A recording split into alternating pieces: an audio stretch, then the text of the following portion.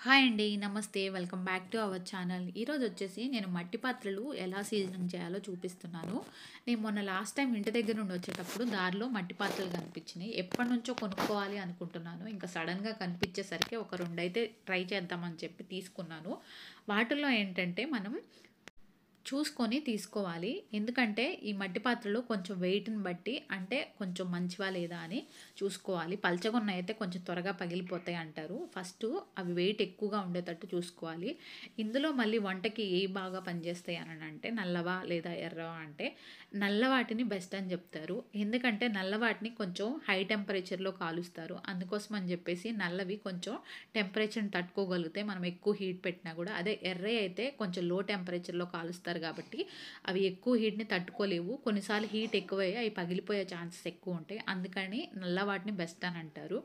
ఇంకా వీటిని సీజనింగ్ చేయడం కోసం అని చెప్పేసి నేను తెచ్చిన రోజునే వీటిని ఒక టబ్‌లో వేసేసి బియ్యం కడిగిన వాటర్ ఉంటే అందులో నానబెట్టేసాను. కొంతమంది ఏంటంటే ఒక్కరోజే నానబెట్టేసుకుంటారు. నేనైతే ఈ బియ్యం కడిగిన నీళ్ళల్లో 3 రోజులు నానబెట్టాను. కంటిన్యూస్‌గా వాటర్ ఏ రోజుకి ఆ రోజు చేంజ్ చేస్తూ కొంచెం బియ్యం వాటర్ మిగతా అంతా కూడా నార్మల్ వాటర్‌తో కవర్ చేసేసి ఒక టబ్‌లో పెట్టేసాను. ఏ రోజుకి ఆ రోజు వాటర్ చేంజ్ చేసుకుంటూ ఉన్నాననమాట. ఇలా అయితే కొంచెం లాంగ్ లాస్టింగ్ ఉంటాయని చెప్పేసి నేను అలా పెట్టాను.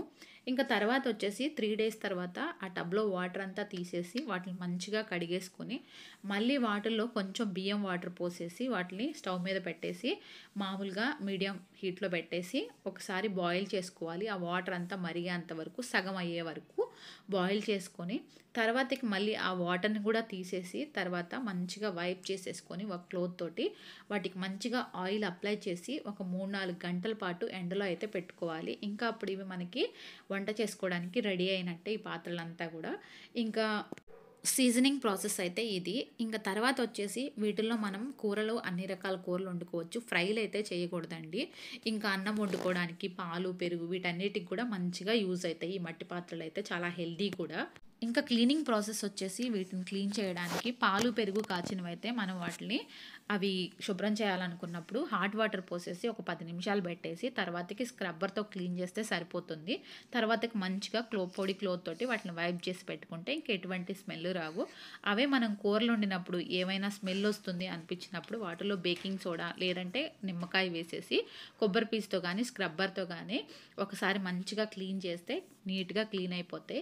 ఇంకా అన్నం వండిన గిన్నెలైతే మామూలుగానే నానబెట్టేసుకొని స్క్రబ్బర్‌తో వైప్ చేసుకుంటే అంటే ఒకసారి స్క్రబ్ చేసేస్తే మంచిగా క్లీన్ అయిపోతాయి. ఇంకా క్లీనింగ్ ప్రాసెస్ అయితే ఇలా ఉంటుందన్నమాట. ఇంకా నా మట్టి పాత్రలైతే సీజనింగ్ అయితే ఆల్మోస్ట్ కంప్లీట్ అయింది.